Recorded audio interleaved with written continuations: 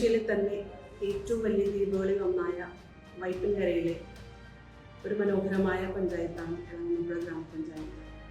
ഏകദേശം 11 കിലോമീറ്റർ ചുറ്റളവിൽ കടലും കായലുമായി ചുറ്റപ്പെട്ട് കിടക്കുന്ന ഒരു പ്രദേശം. ജനസംഖ്യയുടെ കാര്യത്തിൽ വളരെ അധികം ജനങ്ങൾ തിങ്ങിപ്പാർക്കുന്ന ഒരു മേഖല കൂടിയാണ്. പ്രത്യേകിച്ച് മത്സ്യത്തൊഴിലാളി മേഖലയിലൊക്കെ തിങ്ങിപ്പാർക്കുന്ന ഒരു പഞ്ചായത്താണ് എളങ്ങുന്നപ്പുഴ പഞ്ചായത്ത്. ഏരിയ ശരിക്കും പറഞ്ഞ തീരദേശ മേഖലയാണ്. എങ്കിലും തൊഴിലാളികൾക്ക് ഇപ്പം ഇത്തിരി റഫാണ്. എന്നുവെച്ചാൽ തൊഴിലിന് പോയിട്ടൊന്നും കിട്ടാത്തൊരവസ്ഥയാണ്. എന്നു വെച്ചാൽ ഇപ്പോൾ ഈ ഒരു 3-4 മാസമായിട്ട് ചെറിയ മത്തികളാണ്.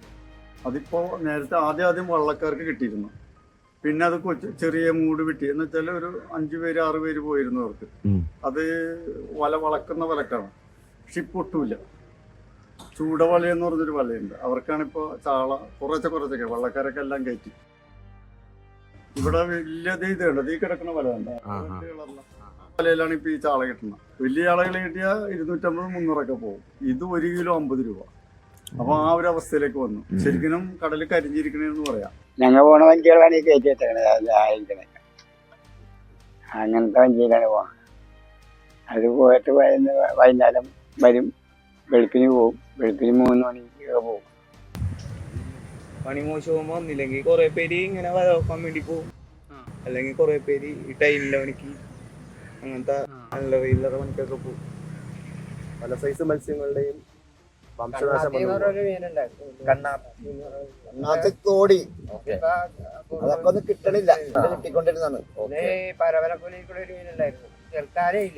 ഇപ്പൊ കിട്ടിക്കൊണ്ടിരിക്കുന്ന മത്സ്യങ്ങളിൽ പലതും ലഭ്യത കുറഞ്ഞുകൊണ്ടിരിക്കുകയാണ്. ഞങ്ങൾക്ക് എടുത്തു പറയാനുള്ളത്, ഞങ്ങളുടെ മത്സ്യഫെഡിന്റെ ഒരു കണ്ടൽ പാർക്ക് നമ്മളിവിടെ ആരംഭിച്ചിട്ടുണ്ട്. വർഷങ്ങളായിട്ട് ഉള്ളതാണെങ്കിൽ കൂടിയും അത് ഈ അടുത്ത് നമ്മൾ അപ്പോളോ ടയർസിന്റെ സീസാർ ഫണ്ട് ഉപയോഗിച്ച് അവിടെ ഒരുപാട് മാറ്റങ്ങൾ കൊണ്ടുവരാനായിട്ട് അവിടെ സാധിച്ചിട്ടുണ്ട്.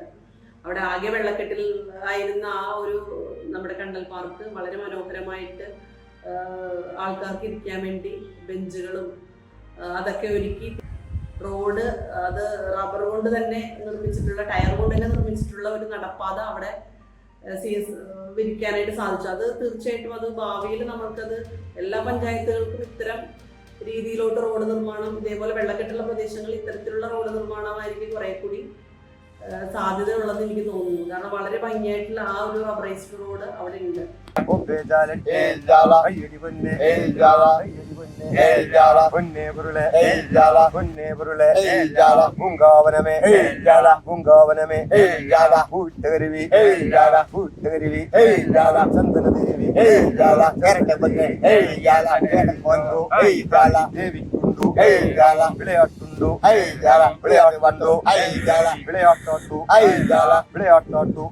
വിളയാട്ടു